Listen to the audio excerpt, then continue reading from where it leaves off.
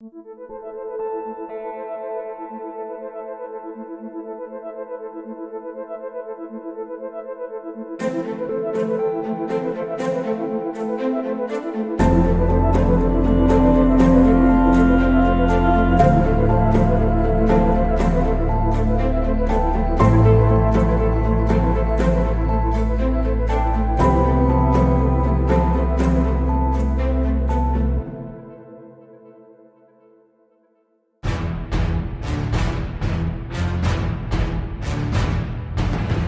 winning? And who's up shit creek without a paddle? This is your stop for unbiased election projections with BS free talk, analysis, and one cranky politico's insight into the very future of the world you live in. Broadcasting from the gateway to the motherlode in Waterford, California. This is the Election Recon Podcast. And now, he's carpet-bombing partisan zealots back to the Stone Age by delivering cold, hard reality to the fanatics first class. Your host, Army veteran, political operative, and election junkie, Josh Whitfield.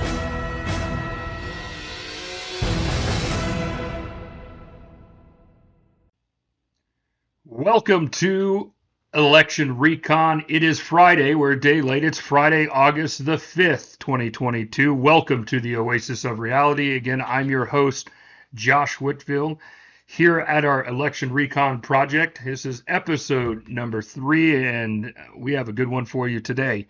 Our special guest on the episode will be my good friend, the host of the Mike Douglas Show on KFIV 1360 AM out of Modesto, California. The host of the Mike Douglas Show, Mr. Mike Douglas. Caveat, we're still working through our sound issues and stuff here. We hope we have that fixed today. Again, they don't let me touch the soundboard or any of the audio stuff around here.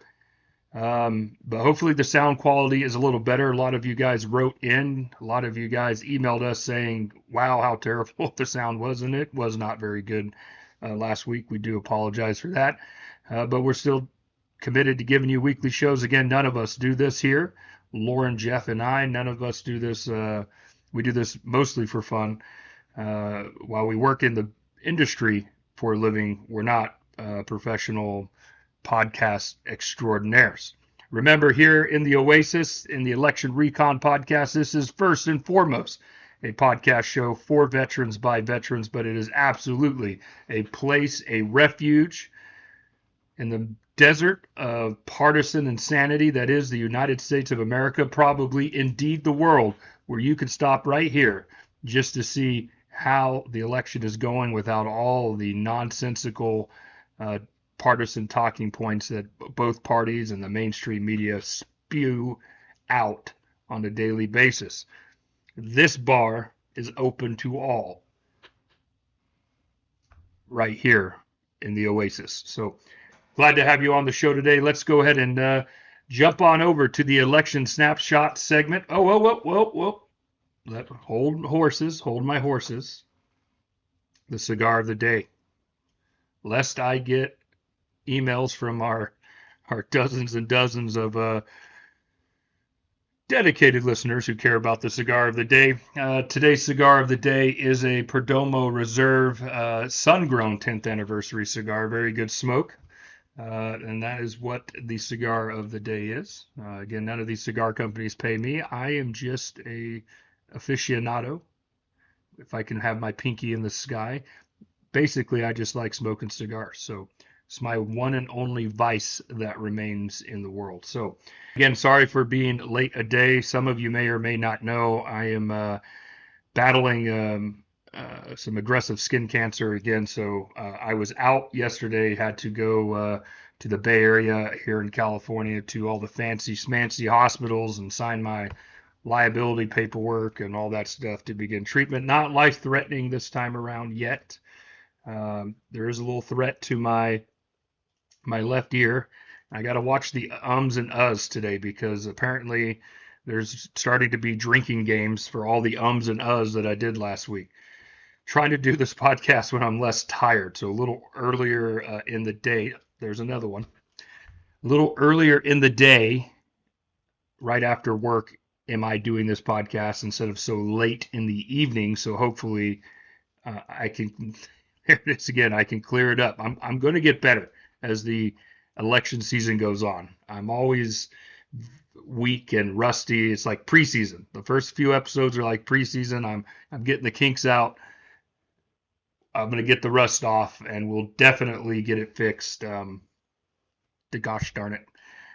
We'll get it fixed. I promise. It's going to be a thing. It's going to be a thing. Maybe I have to put $1 in a jar or something for every and of. I probably have to sell my house, though, to pay that debt. Anyway, election snapshot here on episode 3.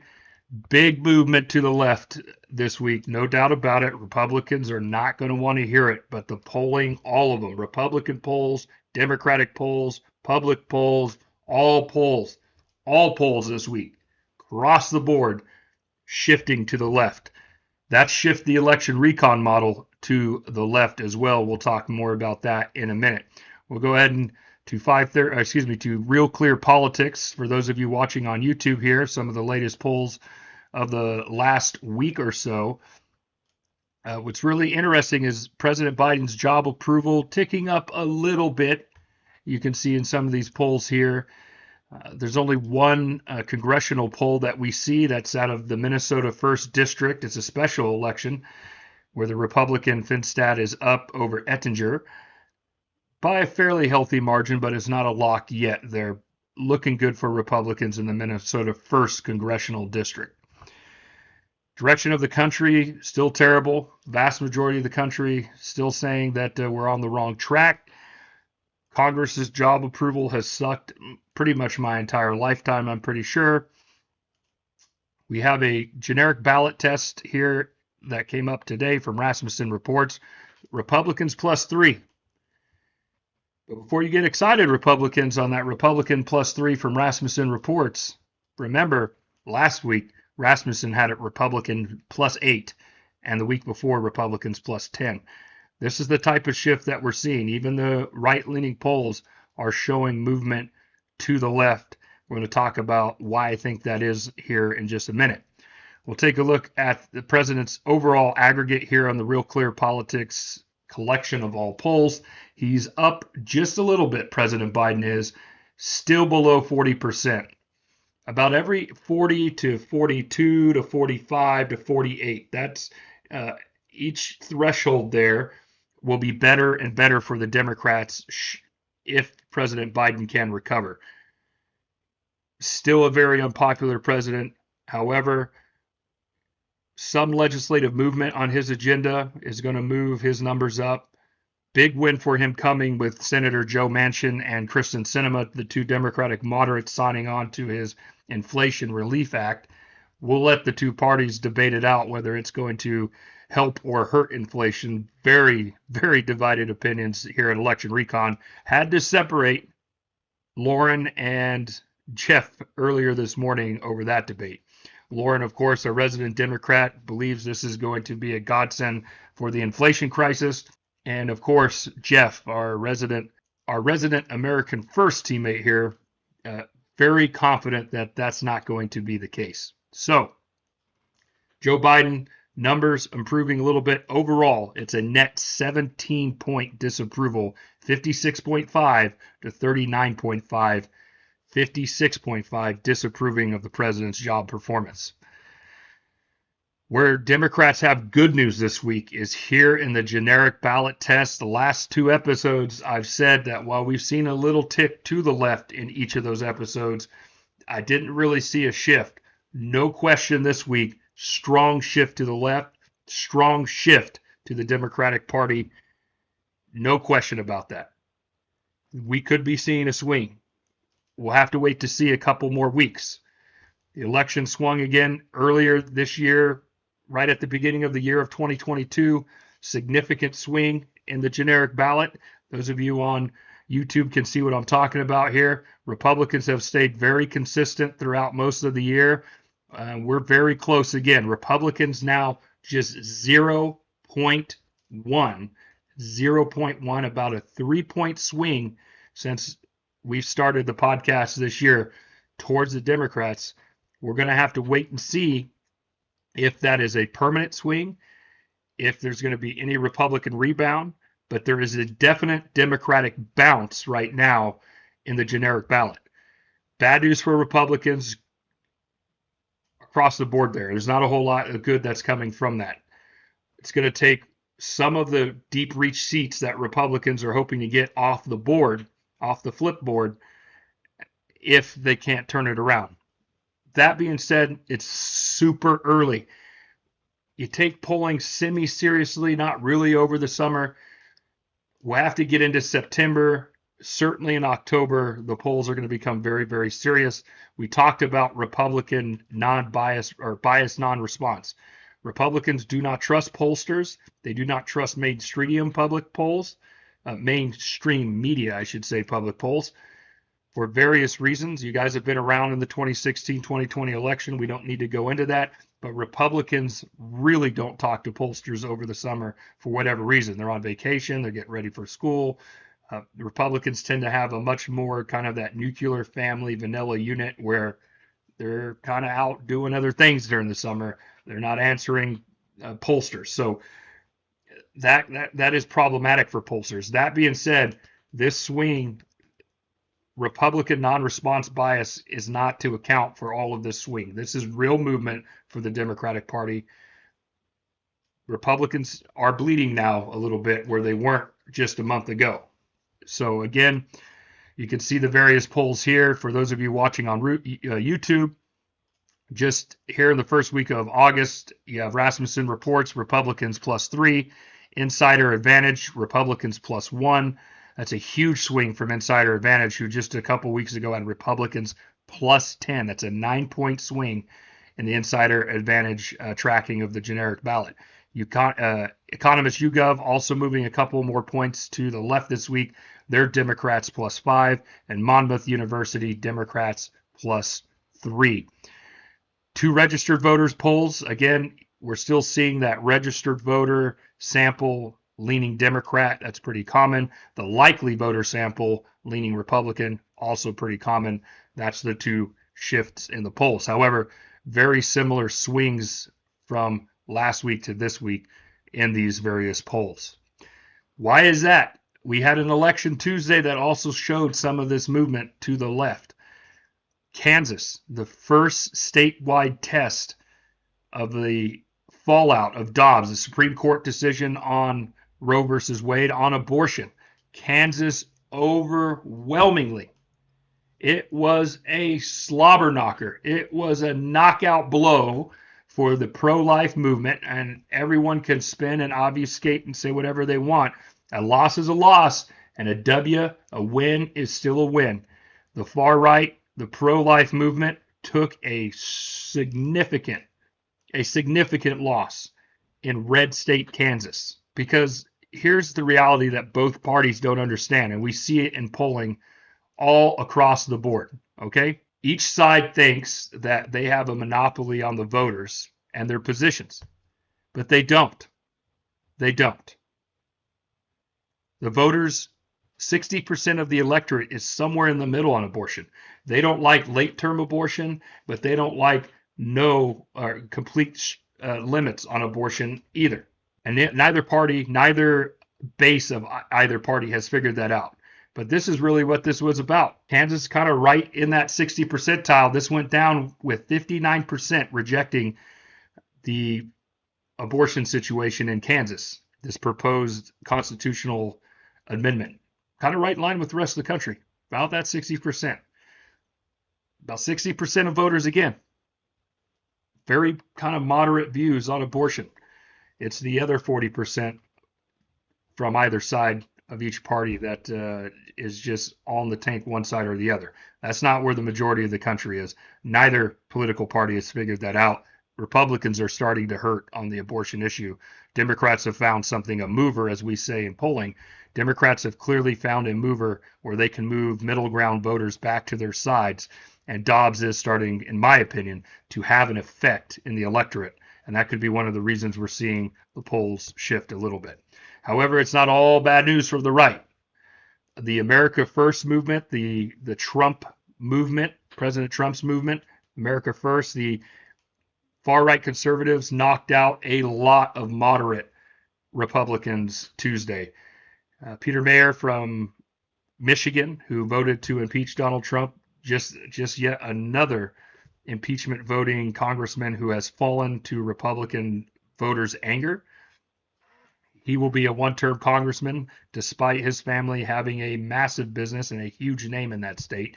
He is out. He's not even going to see a general election. Republican voters have ousted him. Big battle we were all watching in Arizona. Kari Lake has won the Republican nomination to the governorship of Arizona. That was the governor candidate that President Donald Trump backed over the other candidates, one of those other candidates being endorsed by former Vice President Mike Pence. Make no mistake about it. This was the Trump movement of the Republican Party versus the establishment movement of the Republican Party. And by and large, across the country, President Trump is becoming the kingmaker. There's been some mixed results, but President Trump and his political operation have, inside the Republican primary process, have had far more wins than losses. That's just fact. Big win for President Trump. Big win for Mrs. Lake. Big win for the America First political movement on Tuesday. The establishment and the moderate wing of the Republican Party taking a beating. So is the moderate wing of the Democratic Party. Many blue dogs are being voted out as well in the primary process. So the extreme ideologies of both parties, both right and left, are tossing the middle ground out. And that's only going to make us more tribalistic and more ideologically divided as a country, because we're going to have a government that is not going to deal or talk to each other. And that is how the bases of each party want it right now. There is nobody in the Republican base and nobody in the Democratic base is interested in talking to the other side, and they are punishing those who are talking to the other side, and we're definitely seeing that. Let's turn to the 538 Senate forecast. Their model has moved further to the left. They have the Democrats slightly favored to win the Senate now out of the toss-up column. We still calling it a toss-up here at Election Recon. They just kind of have a different look at the chances and how they rate the chances, but pretty much 60 to 40. It's 59 to 41. 538, Nate Silver's model has the Democrats now winning the Senate. So again, further evidence showing that these polls are pulling all of these prognostication models to the left. Looking at the House, not a whole lot of change from last week to this week. 538 still has Republicans favored to win the House by 80 and 100 times, or 80% projected Republican win for the U.S. House of Representatives. For the election recon model, we have had a shift in the Senate as well. We now have the Democrats 57% chance. Finally, 538 has moved further left than our model, which starts to make more sense to us around here, because of 2020 and 2021, 538 was always to the left of our model. So things are starting to normalize a little bit. We have a 58% chance for the Democrats now to win the U.S. Senate, or retain control, I should say, of the U.S. Senate. 51 seats to 49. We've had a significant flip there, and that flip is the Georgia Senate race, where we had Herschel Walker in our model winning. Now, as you can see here, Raphael Warnock, the incumbent Democratic senator who won a special election 2 years ago, is now looking for his first full term, now favored to win in our model. And polling and the generic ballot test, big reason why in our model that statewide race flipped this week for us. We still have Republicans 87% chance to maintain to win control of the House of Representatives. Down from 16 seats, we have a 14 seat now flip. Republicans have lost some seats in our model, and we're going to show you all of those now. We have a pickup for the Republicans with the California 13th. What's very interesting this week, and I said it on my social media accounts, California in our model ticked ever so slightly to the right because we're not seeing in the data and the polling that we saw this week, we're seeing a red wall kind of holding right now in the Central Valley of California, where nationally everything else is being pulled to the left. We're not quite sure here if California is just delayed. California often goes against the national grain, so we're not super surprised to see California doing weird stuff. That being said, surprisingly, in our model, California is making just a little bit more ground up the 99 I-5 corridor in California and what they call the Central Valley. And another Central Valley seat has popped over this week to the Republican side in our model. But as you can now see flashing on the screen, we've had several other shifts, such as in Virginia and in Oregon, which is, again, just this polling flipping in our model, pulling things to the left. So these are very tight races, guys. These are very, very close. So just because we're calling flips, you got to understand these races that we're talking about right now that are flashing out on your screen, they are so close, so very close. So again, take that with a grain of salt. But our current scoreboard, as we have it right now, we have the Democrats projected at 51 seats in the Senate, 49 seats for Republicans, 208 seats for the Democrats in the U.S. House of Representatives, 227 for the Republicans. No change in our governor's projections, 27 for Republicans, 23 for Democrats. No change in our state legislatures, projections, 32 upper chambers for Republicans, 18 for the Democrats. Of course, we include Nebraska's unicameral legislature in that projection. The lower chambers, 33 for Republicans, 16 for Democrats. So Republicans still holding strong down ballot, but the House and the Senate, they've lost some ground this week, according to us here at Election Recon. And that is the election snapshot for this week.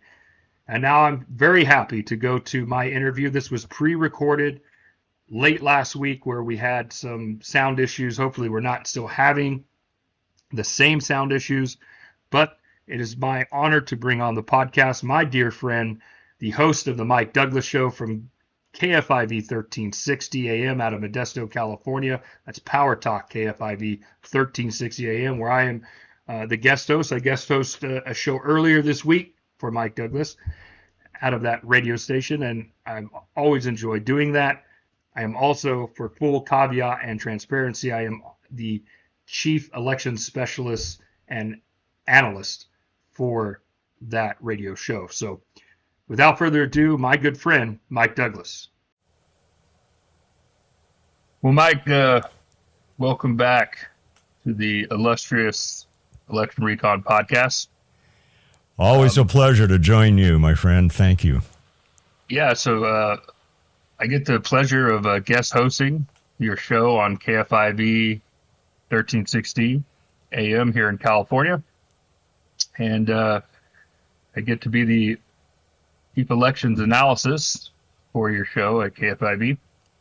But you are the host of the Mike Douglas Show. So tell us a little bit about how that came to be, how you came from pastor to radio personality. Well, that's actually a long. I'll try to abbreviate it as much as possible. My first foray into radio was at about 7 years old. I recited some Bible verses on a little station down in Burbank, or maybe, I think it was Burbank, California. And I was fascinated with microphones, and that became a lifetime pursuit. But anyway, my degree originally was in broadcast journalism. I wanted to set the world on fire as a journalist with integrity. And this was in the late 1970s. I found out mostly that a lot of the outlets in LA were not interested in integrity. They were, in fact, I went to one big station down there and auditioned, and they said, this lady says, I don't really care what you say. I only care that it sounds golden. And I said, this is not what I signed up for. It really isn't. So I went into law enforcement for 10 years, went into hazmat for a couple of years, got tired of glowing in the dark in that pursuit, and then went into the fire and rescue business and here in California with the Governor's Office of Emergency Services. And then about midlife, God called us out of that and said, go to some place called Modesto and be a pastor there. And so I've been pastoring for about 27 years now. Founded a countywide ministry called Advancing Vibrant Communities 20 years ago as an independent way to connect volunteers with opportunities to serve the community, which is why I appreciate you so much, because you have the heart of a servant, and you understand what it means to serve sacrificially, and that means a lot. And how we wound up here was I've kept my hand in broadcasting. I did some voice acting in Hollywood for animated cartoons and such in the 80s, but came here, and I was a caller into KFIV when Trevor Carey was here. We were talking about things we were doing to wipe out gang graffiti in the gang graffiti areas. And Trevor said, hey, man, would you want to come in sometime and guest host? I said, well, sure. So I spent a couple of years guest hosting for Trevor and then for people, Kevin Fox, that followed him. And then, but 2 years ago, out of the blue, the management said, look, we have a slot open at 3 o'clock. How would you like to have your own show? And I said, well, are there any constraints? They said, no, you be you. I said, so you won't tell me what I have to say? Nope. You say whatever you want to say. You be you. I said, so when I want to put the pastor hat on occasionally, I can do that to bring my worldview. And they said, absolutely. So with those parameters, we began in January of, 2021.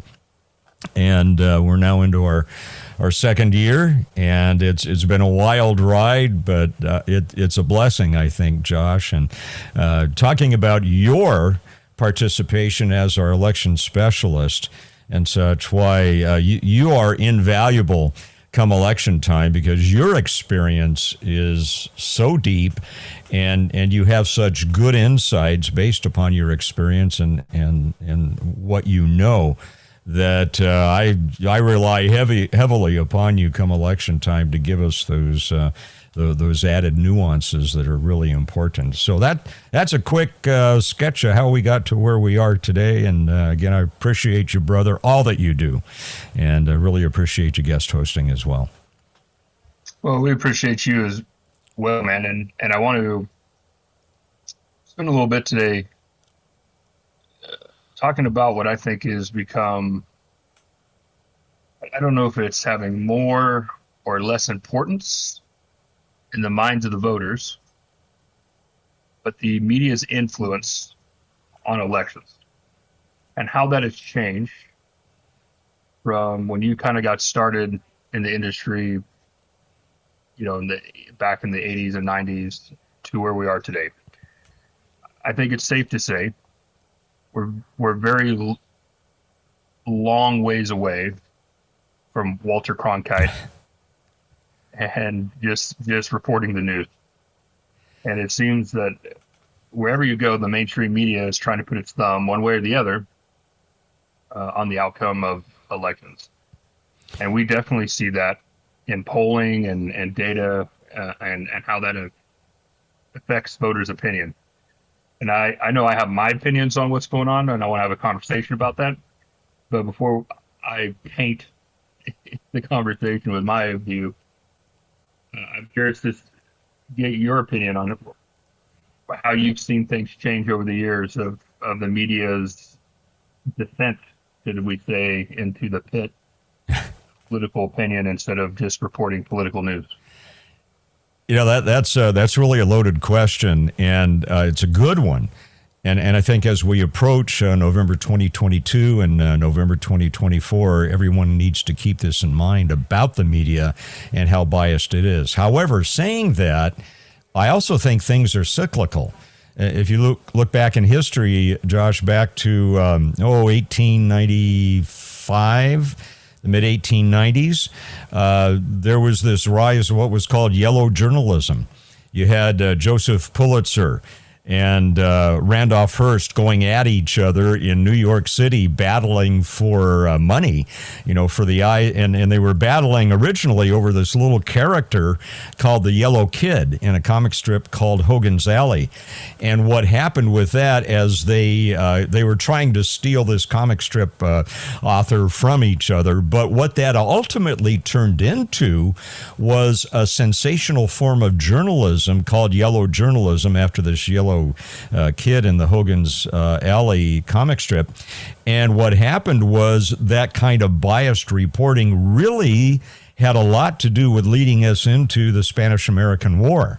The media had a lot to do with that. So just to say, I'm going back, I'm thinking, okay, I'm going back to the days of yellow journalism. I think, especially over the past couple of years, we've seen that sensationalism and that biased reporting, that desire by the media to really run the country in terms of influencing elections. And I remember, Josh, back in journalism school in 76, 77, 78, around that time, man, if I wrote articles like I see today, if I reported like I see reporters acting today, I would have got a big fat F. I mean, we had some of the best journalists and professors in the business back there. And it's appalling what we see today. At least 3 sources ought to be consulted on any particular view. And we don't see that anymore. But having said that, I'm wondering if we're starting to see a bit of light at the end of the tunnel. Now, I say that guardedly because I don't think the media is starting to be have a little more integrity because they have integrity. I think the media is saying, it's the emperor has no clothes and we're the emperor. And people are starting to figure out we're biased. And now what do we do with President Joe Biden and Vice President Kamala Harris? And what do we do with Governor Gavin Newsom now that we've painted them as heroes and the saviors of our country? Now we're in a position where what we've reported, what we've painted as a picture is not true. What do we do? And so I think we're starting to see little cracks. For example, I think it was this morning, maybe NPR came out with an analysis of this whole thing regarding whether we're in a recession or not. NPR, for goodness sakes, is saying, well, really we have looked at 2 quarters straight of negative, GDP growth in the past, and maybe that is a valid. There are other ways of looking. Maybe that is a valid way of looking at it. So I think we're starting to see the media righting their ships a little bit. Again, not because there's so much integrity involved, but I think they're afraid of losing any type of trust by the public at all, and being basically, and I think by the younger generations, just totally tossed aside as useless. Well, I mean, I couldn't agree with you more, because you could only defy reality so long. Yeah. And there's so much since 2016 to 2022 where everything has just gone off the rails. On both sides, right? Because it's reactionary.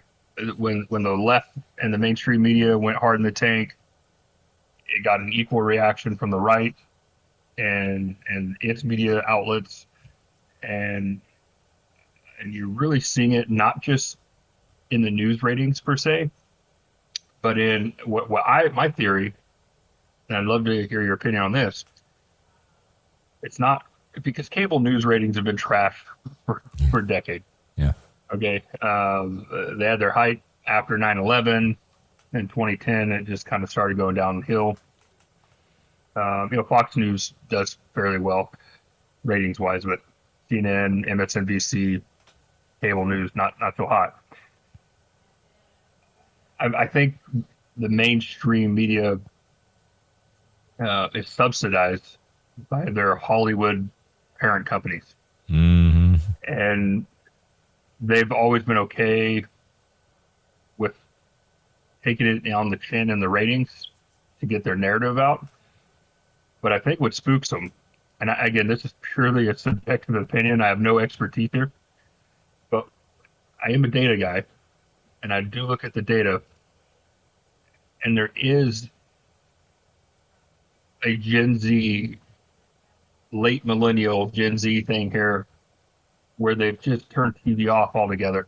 Mm-hmm. And they've gone to YouTube, and they've gone to these independent streaming sources. And I think it's because, I coach high school girls basketball for a long time now. I've coached high school sports for nearly 13 years. These kids can smell bull malarkey from a mile away. They may not be like the most book or street smart generation I've ever seen before. And I'm sure every older generation looks down and says that of the younger one. But I'm going to tell you what, these kids can smell bull malarkey from a mile away. You can't, the stuff that my coaches said to me inspired me and got me all fired up. You can't say to these kids because they're like, what? You're so full of crap, coach. Take a hike. You have to be very real, right, in your interactions with them, because they will not tolerate anything, any embellishment, nothing, especially from the adult generations. And I think it's a direct result of just being fed crap from the older generations through the media, through their whole life. They have it all available to them, like we don't have, instantly.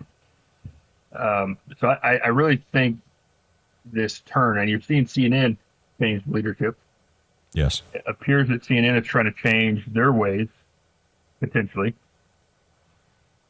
in how they're reporting the news. And I have to believe that we're seeing the ratings on TV, in the movie theaters, and the willingness of the younger generation to show up and intake and ingest what these parent companies are giving them, and they're being rejected because I think they have lost credibility with these younger generations who can smell this bull malarkey from a mile away.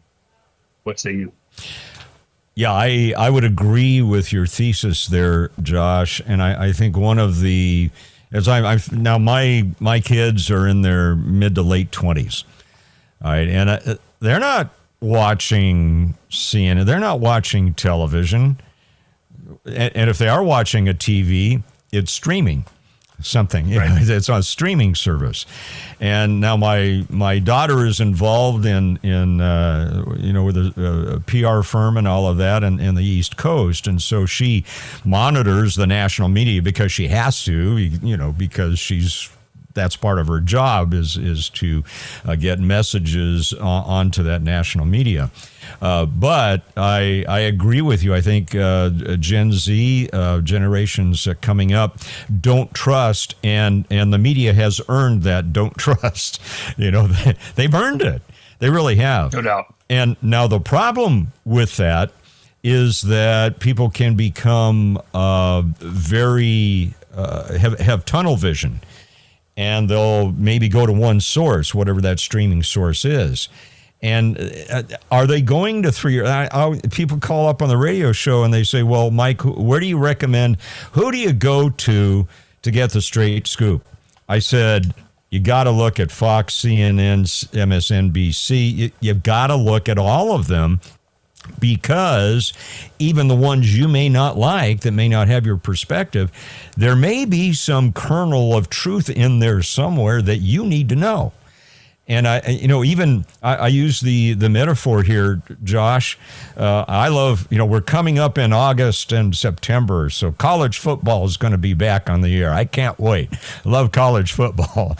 But when you're watching college football, if someone scores a touchdown, but their foot was very close to the out of bounds line, what do? They go to an instant replay. Do they go to just one camera? No. Why? because one camera only has one vantage point. They have to go to the other. Now they have a bunch, right? 6 or 7 different views to make sure they can tell whether that guy actually went out of bounds or not. Well, it's the same with news, I think. You and I, we have our own filters. And I tell people when they're listening to the radio show, please don't think I have the gospel truth here in terms of my opinion. I'm giving you my opinions. My encouragement to you is think about them, mix them up with the other opinions that you have, come to your own conclusions and make an intelligent choice or an intelligent observation. So what I'm worried about is there's going to be a lot, especially coming up in the 2022 elections and 2024, is that there, especially in the streaming media, the social media, there will be monolithic points of view. And I don't know, and you may know better, will the younger folks actually go to other sources to compare, or will they not bother and just be satisfied by one choice? I don't know. You may have a better read on that. Yeah, I mean, I think right now people are just so stuck in their echo chambers. Yeah. And I said it on the podcast last week. America fundamentally has a communications problem. Yes. And we just, it's like the old song says, what we have here is a failure to communicate. And it's just, we have an unwillingness to be open to critical thinking, new ideas. And that's a whole nother show. But I really feel like academia plays a huge role in this. There's just not a lot of critical thinking taught to younger generations anymore. Exactly right. And I'm pulling, I was at a conference last week in Arlington, Virginia, and it was on how do we look at what's happening right now with a critical eye? How do we do it with critical thinking? Right, what you're talking about. And one of the presenters threw this up on the screen, and I love this, and you just talked about this. The goal of communication is understanding, not agreement. The goal of communication is understanding, not agreement. And I think that hits right at it. We need to think and we need to teach this, Josh, and this gets back to another one of your comments a moment ago. We're not teaching our young people to think critically. We're not teaching them to think. We're teaching them to absorb what they're told and parrot it back. No. I mean, I remember back when I was in college, I had a professor of ancient Near Eastern history. Now I'm of the Christian faith, and he said right out, he says, look, I know some of you are Orthodox Jews in here. Some of you are Christians. Some of you may be Muslim. Let me tell you where I'm coming from. He says, I'm a joyful sinner. He says, I am not going to give you theology here. I'm going to give you history. So please receive it that way. I'm not going to be biased anyway. I'm just going to give you the pure history. I've been back there. I've done the archaeological digs. I'm going to tell you what I found in Israel. I'm going to tell you what I found in Turkey. I'm going to tell you what I found in Greece. And then you take that and you make up your minds about your viewpoints on theology based upon the evidence that I give you. And that's the spirit that we should see in colleges, universities, well, even secondary education in elementary schools, is saying to kids, here's how you think. We're going to teach you how to think, provide you with things to think about, and then we want you to start learning how to draw your own conclusions. We're not teaching that. It just seems like common sense to me. I don't know why it has changed, but it has, and I think it's terrible for the country. Yeah. We're short on time here, Mike, but I want to ask one last question. I get to say that to you for once. I'm the one long-winded always, but I'm curious to get your opinion on, do you think heading into these midterm elections, the media has more or less influence than it did in 2020? I think the media will have more influence. And I know that sounds counterintuitive, but I think we're stratifying so much, we're polarizing so much that people are going to be drawn to their polls, not P-O-L-L-S, but P-O-L-E-S, and they're going to listen to their echo chambers, as you say, Josh. That's the danger that I see right now. What it looks like 2 years from now in 2024, I don't know. I see that as a danger coming up in November. Yeah, I disagree. I think we're seeing a fundamental shift in the electorate right now, what leads me to believe differently.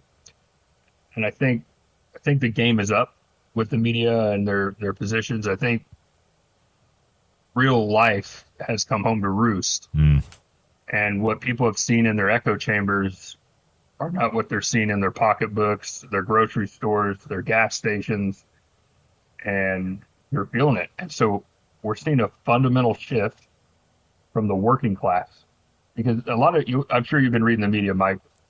A lot of talk about the Latino vote shifting to the right, and it is, but that's not the whole story. It's the working class vote, including the non-college educated white, non-college educated African American. All that is shifting to the right. And what's really interesting is the college educated vote across all demographics are shifting to the left. The problem for the Democratic Party, there are way more working class folks in the country than college educated folks.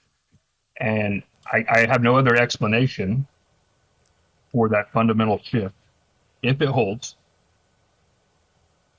But if it does hold, to me, it has to be a fundamental rejection of the mainstream media and people's echo chambers, because both sides are crossing over in numbers we haven't seen since the Reagan Revolution in this country. I hope you're right. I really do. I pray that you're right.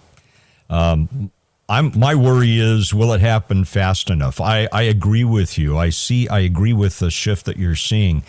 I'm wondering, will it happen fast enough? I hope you're right, Josh. I really do. I think the future of our state and our country. And by the way, I love seeing the Latina conservative women stand. They're bold. They're not afraid. They have family values. I love seeing a lot of these Latina women getting into politics and saying, no. AOC doesn't represent us. And being bold and unafraid. I love that. And maybe, some of the old white guys need to get out of the way and let the women take some leads here. Well, I think the 2020 election taught the Republican Party a important lesson. Yeah.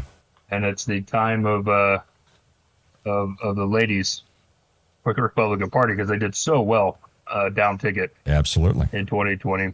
Well, Mike, thank you so much for joining me. Your wisdom is always appreciated. And I look forward to doing more work with you this year. Always a pleasure, Josh. Thanks so much. And that was my friend, Mike Douglas. Mike, thank you so much for giving your valuable time on your vacation week to talk to us here at the Election Recon Podcast. Always good to have you on as a guest, as I'm often a guest on your show. So again, Mike, thank you so much for being on the podcast this week.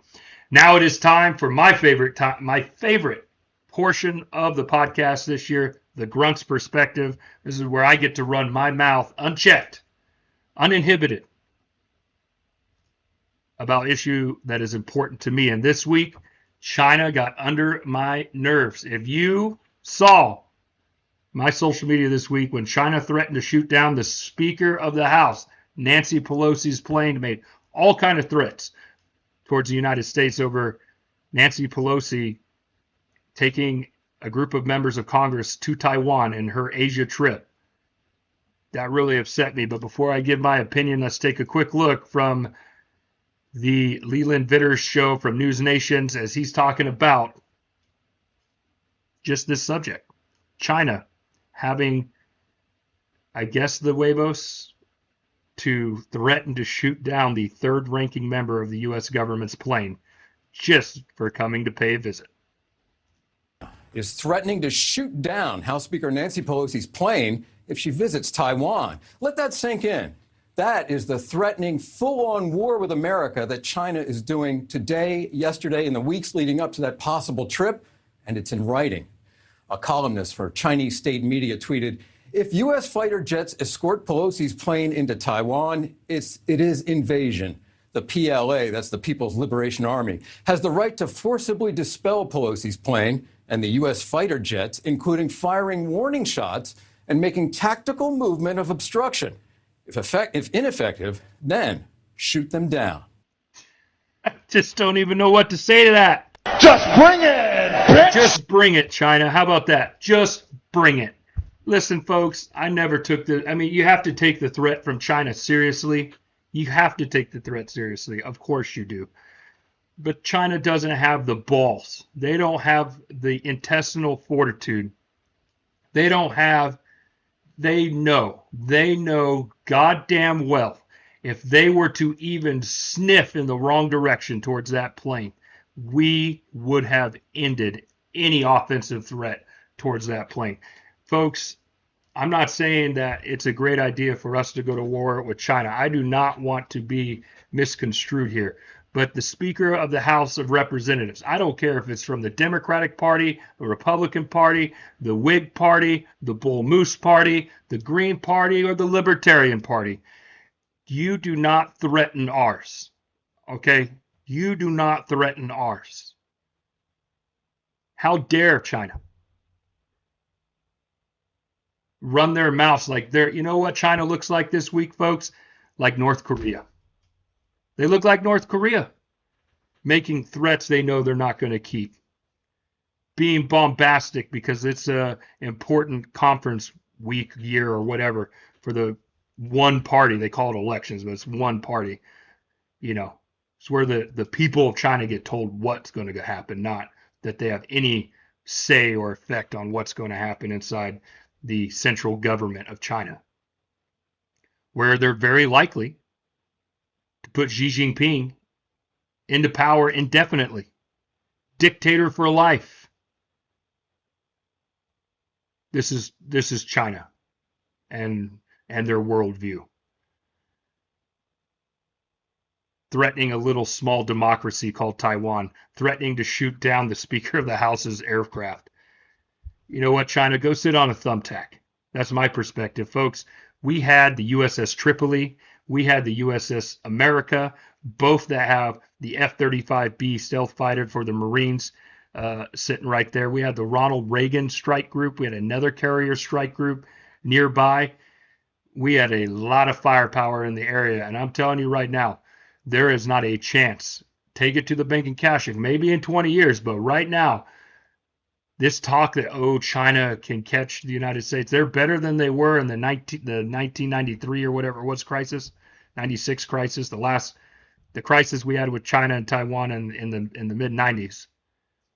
Certainly, they're much more capable than that. But I'm telling you right now, they are not the big daddy in the yard yet. And if China would have even sneezed in the wrong direction, it would have been a very, very bad day for China, probably for all of us and the rest of the world. All because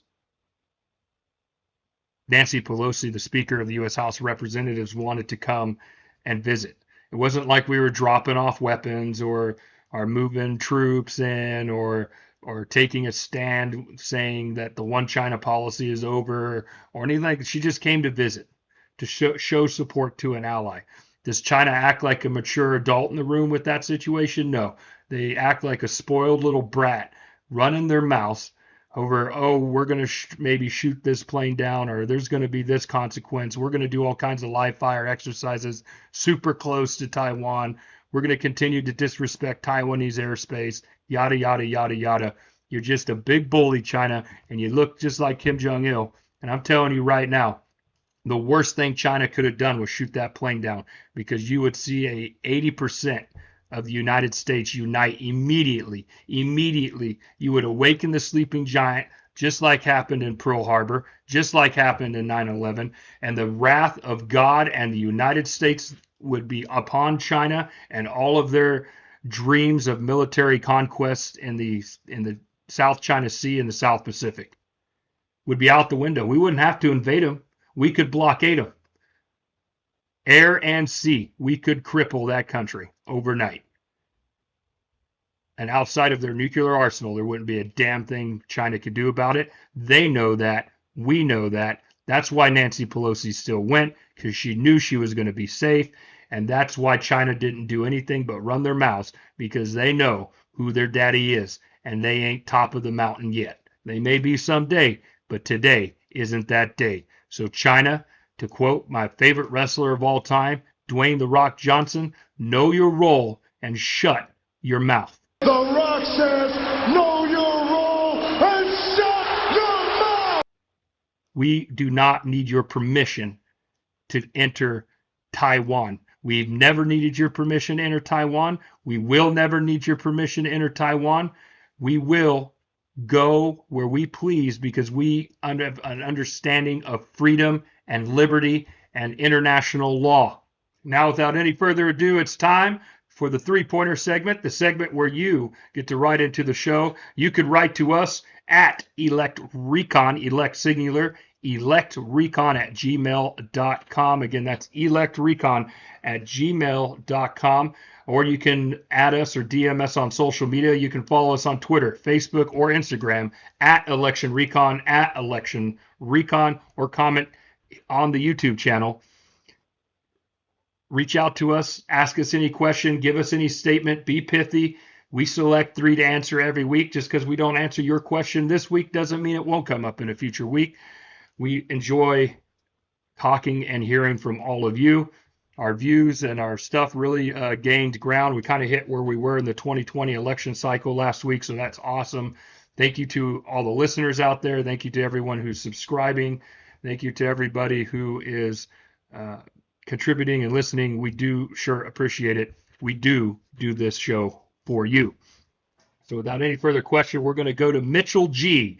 Mitchell G from Las Vegas says, Pelosi went to China only to distract from all the failures of the Democratic Party. It's a straight up gaslight of the American people. Well, Mitchell G., I can't deny that there may be some politics at play. She is a career politician. She is the Speaker of the legislative U.S. House of Representatives from the legislative branch. She does control a lot of strategy and talking points of the Democratic Party. She is a leader of the Democratic Party. So I'm not shocked when politicians do political things.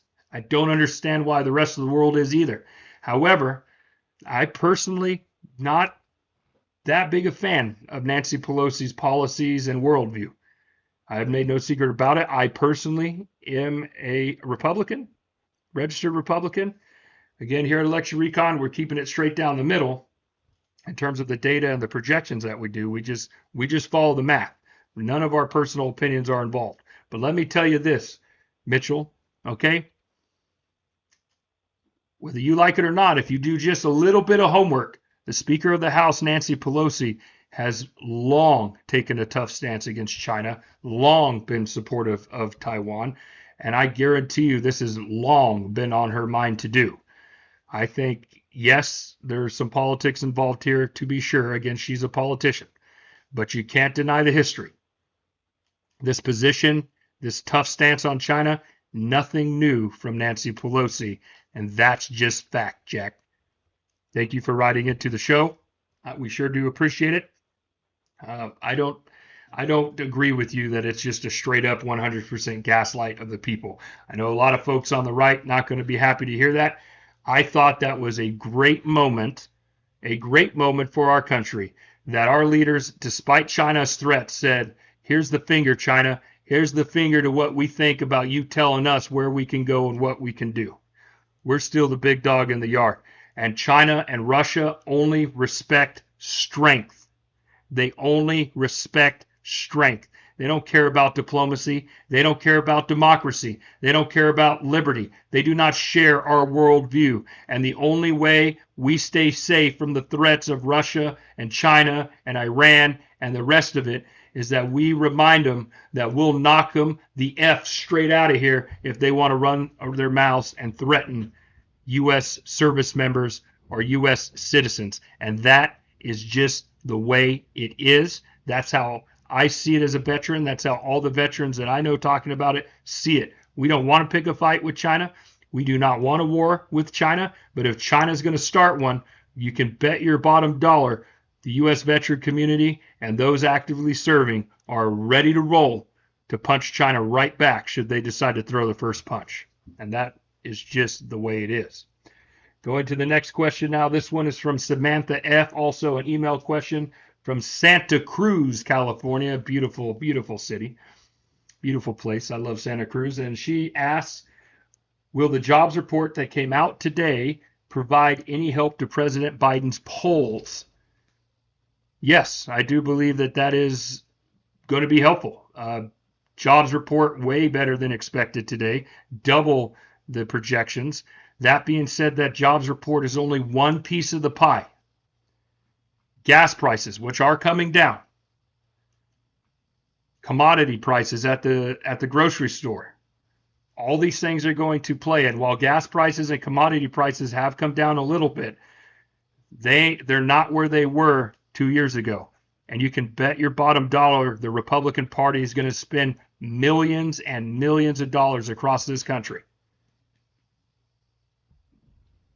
reminding all the voters of that fact. They're going to spend a lot of money reminding voters that 2 years ago, your quality of life was a little bit better and your cost of living was a little bit cheaper. Make no mistake about that. Long way to go. But Samantha, to your point, it is well taken. Yes, it will help President Biden a little bit. And I think that is also why we're starting to see a small shift, perhaps a permanent shift in the voters and the electorate's mind towards the Democratic Party. The Democratic Party has had some victories in the minds of middle ground voters over the last couple of weeks. Samantha, thank you for writing into the show. Third question from the three-pointer segment today is, do you see a shift towards the Democrats now? You're an idiot. Hashtag Blue Wave 22. And that's from Ronald B., also an email from San Jose, California. Lots of California emails this week. Lots of California emails this week. So we appreciate that. California has always been our biggest base of viewership and listeners because the show is based in California, I can imagine. So I don't think I'm an idiot, but maybe you do, and you have a right to your opinion there, Ronald B. I think our model has been proven right in 2020. I think it was right in 2021, and I have good confidence in it being right in 2022. But if we're wrong, we'll hold ourselves accountable. We won't be like the mainstream media you probably watch, Ronald. We probably won't cope and obfuscate and make excuses. If we're wrong, we'll own it, we'll admit it, and we'll try to fix it.